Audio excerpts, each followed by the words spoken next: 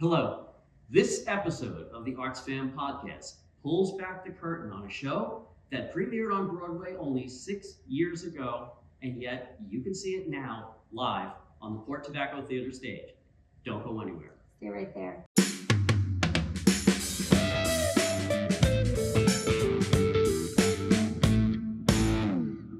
Hi, and welcome to the ArtsFam podcast. The only show of its kind that spotlights the arts and entertainment scene in Southern Maryland. We're your hosts, Lindsey, Pommerenck, and James LePore. Wait, let me check my name too. Yeah, she's right. I hope so. And every episode, we bring you a brand new guest or group of guests that's part of something right here in Southern Maryland that you can enjoy this upcoming week. Because, as you're always saying, James, And this year makes 15 years of saying there's more to do in Southern Maryland than you have time to do. And Lindsey and I prove it every show. I know that's right. Speaking of, where are we, James? We are on the stage at Port Tobacco Theater in La Plata, where they are premiering their latest production, Chicken and Biscuits. And it opens January 17th. Lindsey and I just watched one of the rehearsals, and we're hurting from laughing Oh my so God. much. It was too much. It's It an was- event. It oh my really God. is. But we'll get to all of that. Sitting to my left is Tim Lavelle, the director, and Lindsey. And sitting next to me is the lovely Shamika Renee, the assistant director of Chicken and Biscuits. So Tim, and I'm glad I didn't wear my duck tie tonight, because how silly would it have been if both of us wearing duck ties? But anyway, how'd you like to introduce your guest? Actually, you know what? Why don't we let them go ahead and introduce themselves?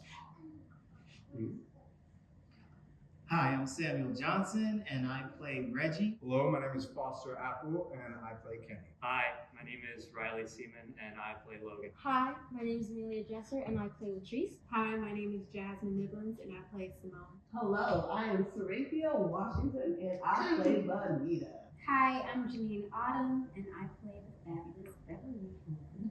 Well, I think before we say anything else, we probably should get a brief synopsis of the show, so then all our comments will make some kind of sense. Tim, would you like to handle it? Sure. So the really simple version is, it is all about a funeral. I mean, what's funnier than that? We put the FUN in funeral. But in truth, the show takes place entirely on the day of the funeral. The patriarch, the pastor, the one and only incomparable Bernard Jenkins has passed away. And this here entire family together comes to celebrate his life. And just when you think that that's all it's going to be, you get a little bit of everything, from a neurotic Jewish boyfriend to a young lady trying to kick off her rapping career to a pastor who just wants to emulate MC Hammer. And all of this and more just brings the show to life in the most beautiful way, that finishes with one of the most authentic pieces of storytelling I've ever read. Yeah, absolutely. And just to add to that, I think the best compliment that I can give this cast is, we were about 45 minutes into the show, and I had to remind myself, wait a minute, these people are acting. They are reciting lines that they learned from a script, because it was very easy to believe that you were these characters. So, Tim, obviously these characters are so carefully and beautifully defined. How in the world did you get through auditions and narrow down the people who would be these people come to life? It was honestly really hard. We had a lot of amazing talent come on out, and we could have cast this show any number of ways. But one of my favorite things to do with auditions is to just focus on the people, to focus on the relationships, to look at them together, and the 7 family members that we have here, just seeing them all come together, the natural chemistry. And we have seen it from auditions to callbacks to our first read-through in the rehearsal hall. It has been a real family event all along. And we should mention this is written by Douglas Lyons, who I understand you know. Mostly. Tell us about it. So my journey with the show actually started about 3 years ago. I am a local theater teacher. I teach at St. Charles High School right here in Waldorf. Okay. And we were coming off the pandemic. I had a bunch of young, bright, talented individuals, and these students they wanted something more. So I started scouring my library, scouring other libraries, reaching out to friends and family and other resources, trying to find something, and someone turned me on to Chicken and Biscuits. Mm-hmm. You hear that title, Chicken and Biscuits, and you automatically think it was something else. It was delicious. It really was. I had seconds. I don't know about That Lindsey. is a wonderful description, James, that it was delicious. But with this show, with this title, I mean, let's ask the cast. How many of you, when you first heard the title, were apprehensive? Hey, I was too. Chicken and Biscuits is rough. My daughter was in the St. Charles production, and when she came home and said she was auditioning for the show, I said, "Excuse me." I was not convinced that it was something that was going to be honoring or respectful to our community. There are a lot of innuendo and a lot of concerns with the title. But if you come out and you give the show a chance. And that's what I did. I listened to a trusted colleague. I ordered the script, and as it says in my director's note, all it took was 3 pages. Mhm. Within 3 pages of the script, I was in love. I had just met Reginald and Benita and been exposed to their relationship, and I couldn't wait to meet the rest of these characters. I read it, it's funny, it's got a lot of heart. These are real people. They're not characters, James. They are people. And they're based off of people that were in Douglas's life, absolutely. And I read through it, I loved it, and I wanted to do this script. So I reached out, I asked my principal, my administration, can I do this? And they had some qualms. There's some language. Mm-hmm. There are definitely things in this show that is not for young audiences. But I decided to jump the gun. I emailed Douglas out of the blue, and I just expected something from his publicist, his assistant. Yeah. And he emailed me back personally. He's like, you know what?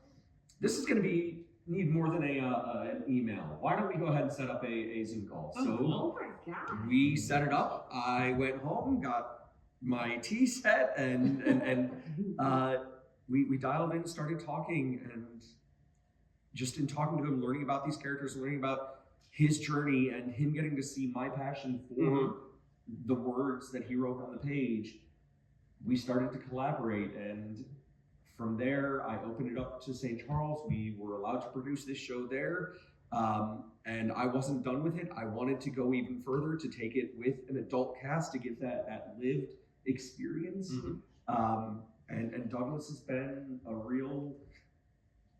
he's been an amazing friend throughout this entire process. This is an incredible story. Yeah, I'm just like, what is life like? We are in Southern Maryland, Right, exactly. and like a Broadway playwright, and you like Mr. Trailblazer, just like, we need to adapt it for the kids, and he's like, yes, I will work with you. It's just, It's cool. I'm dying. By the way, you're welcome to come to lunch on Saturday, because Andrew Lloyd Webber and I will be. No, that won't happen. But Douglas has been very supportive of this production, because anytime any of us make any type of post, he is quick to repost it and to share it on his social media. We've had our wonderful producer Sheila will post something and we'll tag him, and then he will turn around, and the next thing we know, it's shared on his story. So he's very. It's incredible. Yeah. Okay. Wow. That's breaking That's my your brain. fangirl moment. It is. It's breaking my brain a little bit. Oh my god. Okay. So I guess we'll start with the humor. Ms. Assistant Director here has a little bit of a really funny cameo. I mean, I don't know how funny it is, but We were dying. We don't want to give too much away. If you want to know what the humor is, there's a lot of it. Yes. But there is some very interesting interpretations of traditional names. You can say. All of the words are honorable and respectful because it's an honorable and respectful thing to do. Mhm. But there are moments where don't feel bad if you chuckle. Yeah. Yeah, and that was the thing at first. We're sitting there and I'm like, I don't think this is Shamika's real voice. Like, I don't want to laugh. Like, what if it is? I don't think it is. What if it is? It's not. Right. And then it just, every I time. hope it's not. Everything you're saying, Shamika, right now is in a character voice. I hate to break it to you. I'm always in character. That's true. But no, yeah, it's used during scene transitions, which, by the way, loved that because scene transitions didn't feel just laborious and torturous like they normally not at do. The comedy just made it just fly by. So yeah, the first couple I was like, oh man, I can't laugh. I want to laugh, but I can't. You can laugh. But then you slowly just turn it up, and then you turn it up a little, and then by the end I'm just, what in the world is that? Did you catch the ode to Notre Dame? Yes. I think if I was the audience watching this interview too, I'd want to hear from each one of the actors describing their character a little bit. Mm-hmm. Yeah. Can we do that? Yes. Who wants to go first? How about the youngest? The member of youngest. the The young cast? rapper. So my character is the youngest. She's an aspiring rapper. She's gonna make millions off of this one song. She's really funny. I would say that she's really funny. She does have, those attitude problems, but she does get to connect with another character, and you see that raw emotion from her, which is something that I feel like a lot of teenagers hold back from. Yes.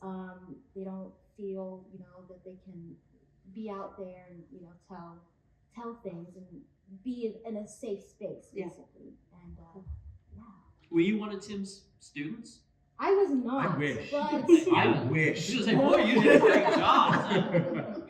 no, I was not. But we've actually worked together previously many years ago, when I was about 6, 7 years old.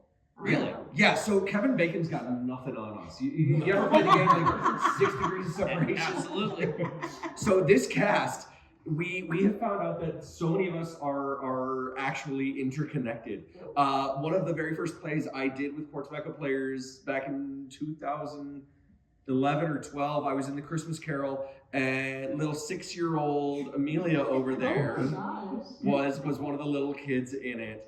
And then Shamika, we met like 27,000 times before we ever met. In fact, her oldest went home and said, "Mom, you know my teacher." No, I don't. No. Yeah, he says he knows you. He knows your name. What's his name? I don't know who that is. But then we found out that we ran in mutual circles. And then, everyone knows Best Driving Academy. And Sam's son, we found out, really funny. My daughter comes home from school one day. Daddy, one of the boys in my class told me that his dad's in a play. Okay, cool. Yeah. It's a play at Port Tobacco Players. It's Chicken and Biscuits. Who's his dad? Mr. Samuel. and there are just so many of those other connections in this group that even before, like you asked how we have that connection. And we started this production, 10, 11, 12 years ago? Yeah, we just didn't know it, but the relationships that have developed are beautiful and are special. And it's a testament to how community theater can unite a community and create community that you may not have known existed or knew that you could be a part of, but it's here. Now, Shamika's father actually is a pastor in Louisiana. And mother. And mother, Yes. right? I've spoken to them many a time. Great people. What do you think they would think of the way that this church is portrayed? I think they would see the authenticity of the church that has been created. Mm-hmm. The environment. It was extremely important to me as the assistant director. This is my first chance in this position. It was extremely important that this show be given the respect and honor that it deserves, in addition to embracing the humor.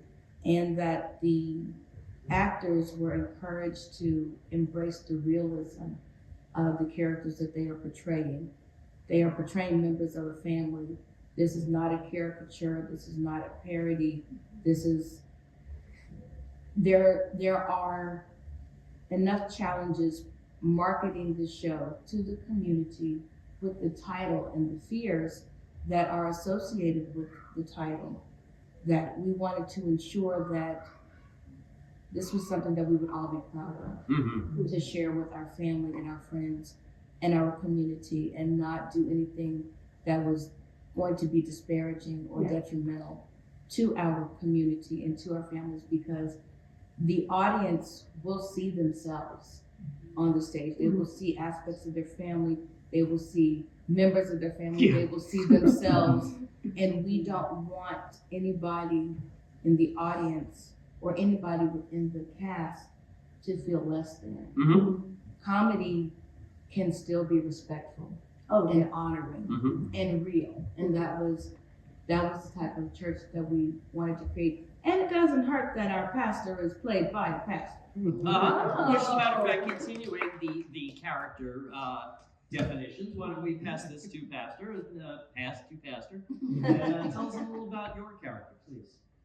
So I'm playing Pastor Reginald Mabry, and he is he's the new pastor of the church. So he is following the pastor who's passed away, and it's his trial sermon. His first sermon with the church is going to be the eulogy of the pastor who passed away. So you have all of that going on with him supporting the family, who's obviously going through everything a family goes through at a funeral, but at the same time, he's feeling all the pressures of, this is my first sermon as their new pastor. So he's trying to make an impression. He's trying to, make sure that everybody's And come see it to find out why we're all laughing. Yeah, I mean, well, you keep saying that you're supporting the family. You're supporting your family. Yes. That's the other layer. Yes. So, because the pastor is his wife's father. So it's his father-in-law that he's eulogizing as he's doing his first sermon for this church. So, and that sermon is worth the price of admission it by itself. Fabulous. Who else? I will add one thing, because for me, just tagging on to what Shamika was saying, as a pastor, I was very concerned that the eulogy, that the prayers, that all of the pieces of this were authentic. And it wasn't because I didn't want to play church.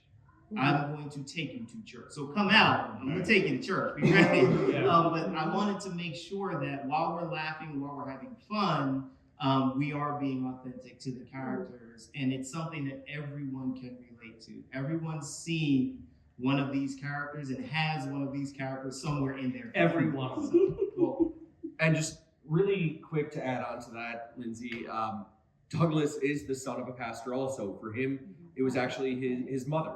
Okay. And it feels bad calling it a tagline, but one of his really big pushes with this show is Douglas says every time Chicken and Biscuits is produced, every time Chicken and Biscuits is portrayed for an audience, a black church is built. And so we don't just play church. We have created our own church family in this production. Yeah, and I will say, like, it reads on stage. There's this, like, palpable, like, chemistry amongst you all. Where, Oh, that's why, like I said, I forgot they were acting. yeah, and it feels, it's very immersive, which, I mean, makes sense. It was originally staged at the Circle and Square Theater in New York, which is, you know, theater in the round. But it's cool that you find a way to maintain that, the two of you, even in a theater that's not theater in the round. But it still feels immersive, and it still pulls you in, and you feel like, as an audience, you're part of the church too. Mm-hmm. And you should. Oh, and speaking of the sermon, I want to mention too, this is, tell me if I'm wrong, this is a call and response show. Absolutely. So if he says, you know, can I get an amen? The Yeah. audience is Amen. encouraged and expected Amen. to say amen. So Yes. you don't have to sit there and be Thank you quiet, for wait saying for that, it. because So I mean, we Yeah. certainly were amen. So my character is Simone, and I do think that Simone has quite a few layers. She is kind of reserved, but at the same time, she's not. I believe that she is trying to possibly live up to her mother. She has a kind of wit about her, as you'll see with her interactions with her brother. I don't want to give away too much because, again, you have to come to the show, of course, and figure her out. I will say for her character, she is definitely, how do I say it? Snatched? She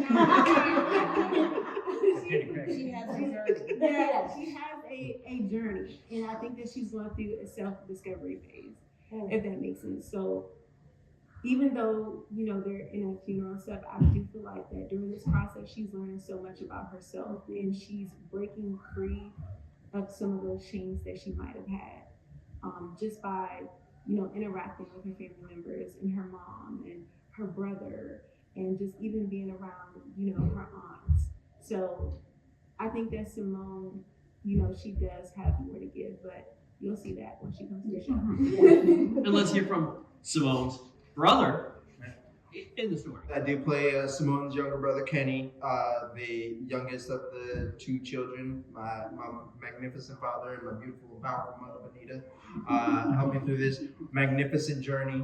But Kenny is a in 30s gay young man, an actor like myself, and he's really, I guess, trying to find the comfort and the definition of home to himself. I guess the comfort and warmth that he gets from his family is something that he can't replicate or can't get anywhere else. Obviously, of course, I've seen his family, but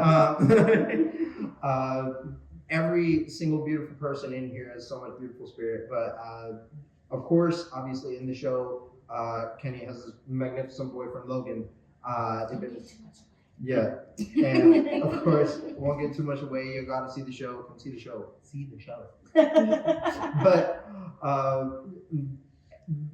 like everybody in this story, everybody has so much of a journey, so much self-discovery within themselves, even though we have all lived lives as adults in this show. We've all lived lives to get here. We have lived with our grandfather. We know these things. We have lived these things. We felt these things in real life and in the show. But Kenny has all felt these things in his own way, separately from these people. And, you know, the details are things that, again, you'll see in the show. Mm-hmm. So come see the show. Yeah. But, like I said, I won't give too much away. Yeah, that, where can I? Well, okay, so real quick, hold on to your mic.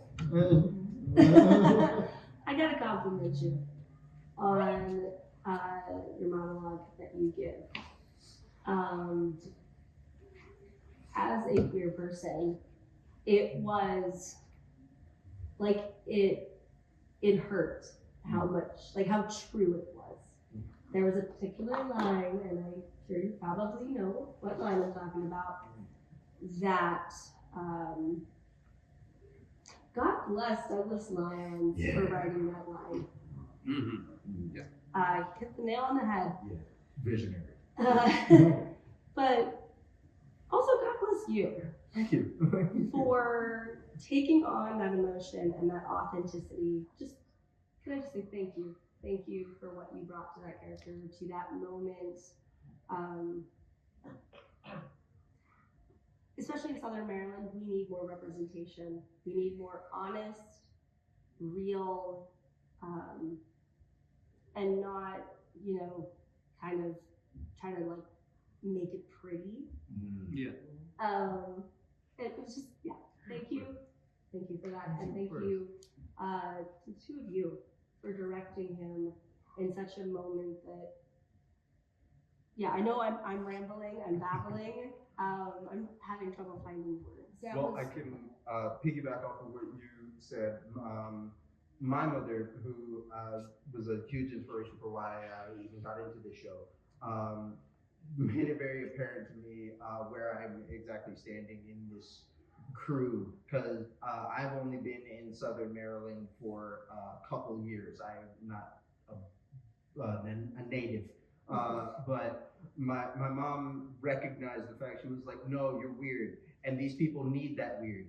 So let them get the Foster apple weird. Let them get that." That was one of the things that we wanted to focus on, the humanity and the reality of these characters and who that they represent, and we're based off of real people, and we don't want any of this to be like a caricature. Right. And it's not. No, not at all. No, not at all. And we have 3 more characters to hear from. Yes, I'm Janine Autumn, and my character is Beverly. Beverly is 42 years old. She grew up in New Haven, Connecticut, but she's a transplant to Atlanta. So she's soaking up all of that amazing Atlanta culture, which I love. She's a cosmetologist and a mother, and she's very outspoken. I don't know what you're talking about. Extremely authentic and takes ownership of who she is, and she doesn't care what anybody else has to say about it and what they think about it. She's going to do things her way and say what she's going to say. Which lends itself to some of the very biggest laughs in the whole Oh show. my gosh, yeah. She's a personality. One scene in particular, when you see it, I couldn't breathe. I was laughing so hard. Because just when you thought like, oh, it hit like peak funny, it kept going, and Let's just say she didn't throw away her shot. Yes, Beverly definitely pushing me in below. Nothing left. She transcends cultures. Hallelujah. And she brings Atlanta to New Haven. Yes. Which is awesome. A lot of fun. I'm enjoying it. And now let's speak to the character who doesn't actually blend in. You kind of notice him right away. Hi, my name is Riley Seaman, and I play Logan Leibowitz. Let me first say that I'm not Jewish. I'm not Jewish. But I'm a transgender autistic gay person. And playing Logan, one of the earliest things I said during our table reads around the table is that this is probably the easiest role I've ever done, because Logan became everything that I was. From the neuroticy to the, it was hard. It's the easiest character and the hardest character, because I do the lines every night, and I realize, wow, it is kind of hard to be around myself sometimes. But I don't know. Logan's really special, and I think he's gonna shine. And you're a great actor to bring that to life too.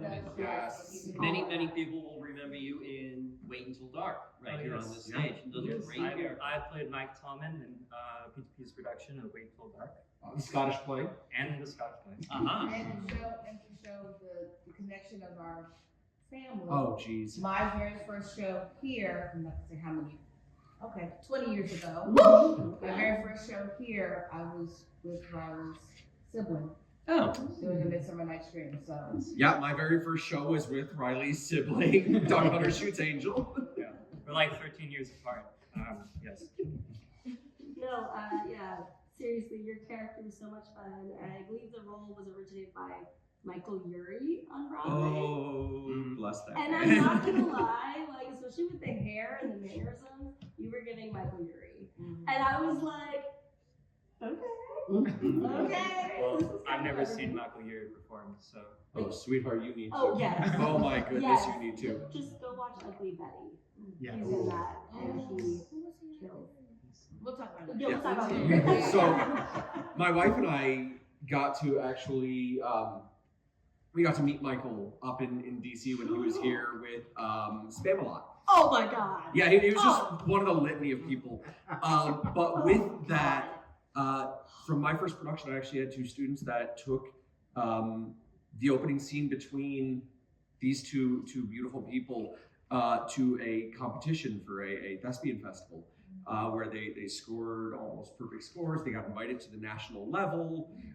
They did all of that. So when my wife Heather and I met Michael, I took a shot and I'm going through and it's like, hey, Chicken and Biscuits, I got to direct the high school premiere. I've got a couple students doing this. Would you mind giving them some words of encouragement? And he just took my phone and was like, oh my God, Chicken and Biscuits, that show like changed my life. And like he's so sincere, but in such a Michael Urie kind of way. Oh my God, why are you so with his puppy under his arm. I mean, Oh my God. Okay, you're becoming like one of my most favorite people right now. Like that builds expectations. Yeah, I can't even imagine the lore that you have to tell about all your cool experiences. Anyway, sorry, nerding out. Okay. All right. I believe Miss Benita. Yeah. I am Cynthia Washington. I played the wonderful mother, Benita.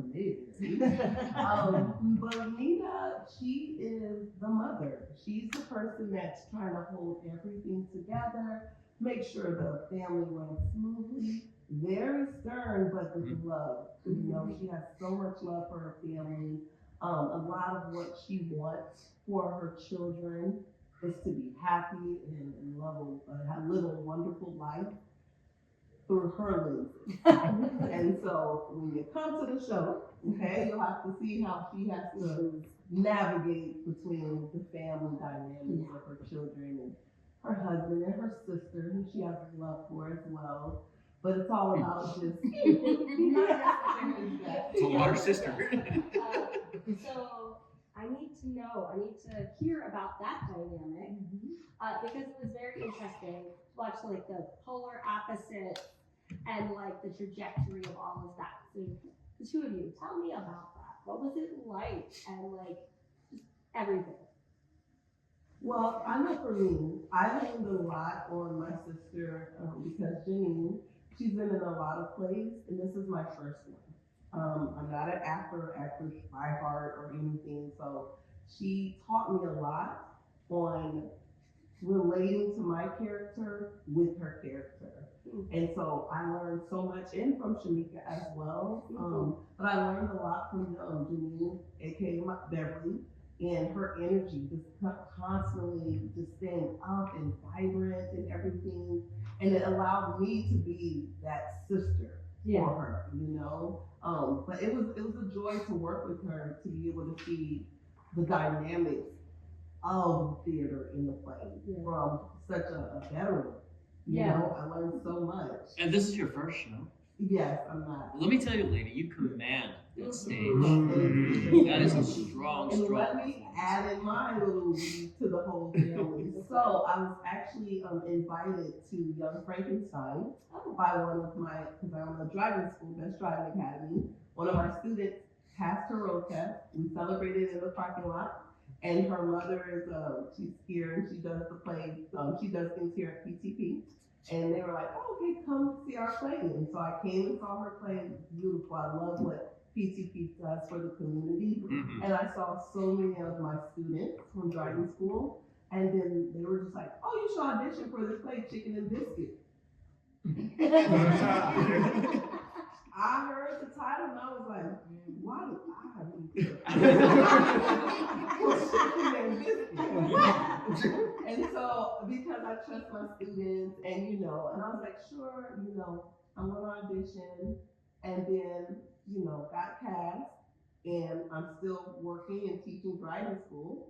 So then I'm in class teaching driving school, and Shamika tells me at one of our practices, my son is in your class. And was like, I think that's my instructor, because I would have to leave and like, hey guys, I'm in this play. Chicken and Biscuits, come see us. I got a little rehearse. You guys continue to learn about being safe on the road. So that's how I'm all like intertwined with everyone here. And so, yeah, that's the dynamic. And before we wrap this up and let you all must be very tired for performing tonight. We gotta let you go home now, right? Any quick funny stories from rehearsals, auditions, anything funny? I've got one. So there was a particular person who auditioned, who read for a number of different roles. And then each time that they were brought up on stage, I don't know why you're laughing. Each time they came up on stage to read for a different role, they had on a different appearance. Complete hair and costume changes for I've never seen so much. It was amazing. It took me about the third time. I was like, she changed in the seats, changed clothes. Who is this new person coming up to the stage? I'm laughing at that because that wasn't just an audition. Well, I didn't see her audition, but I saw her callbacks. And so we were sitting across from each other, and I just remembered, I kept thinking it was like a different person. And by the time it hit me that it was like the same person, I was like, wow, I like that. She's good. I was like, hey, she has got it. Right? I'm gonna have all my Saturdays free if they don't pick me. I'm fine, But no, that's like I thought it was. It was funny, Yeah. but it's also fabulous because it shows the dedication. And even though you didn't have any previous experience performing, and this is your first play that you auditioned for, and ultimately got cast in, you made such a dynamic impact that you were completely unforgettable. And our relationship as sisters, that's a great example because working with you in this play, she pushes me.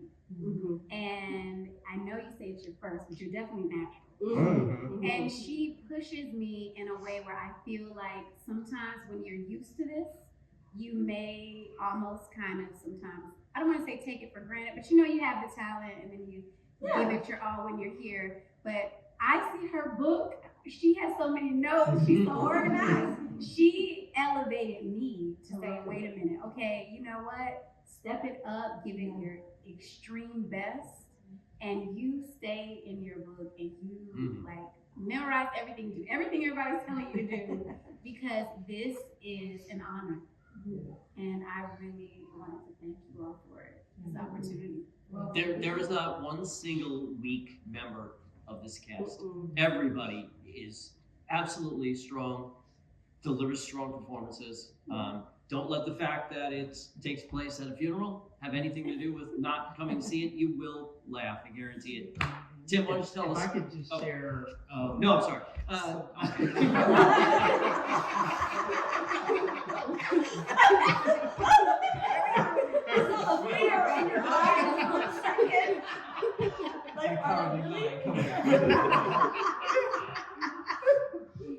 But I think the funniest moment, I think a lot of my castmates will agree, several of my favorite moments have been, as you know, when you're doing table reads, there's always going to be time when somebody's not there. and Tim would fill in for just about every character here. But what I would love about it is normally when somebody's just doing the lines, they're just reading the lines. No, Tim went all in and showed us, this is how Benita should be doing, and this is how Beverly is going to, and this is the walk that you should have. So his passion for this show and his energy is just, it's contagious, it's infectious, you can feel it.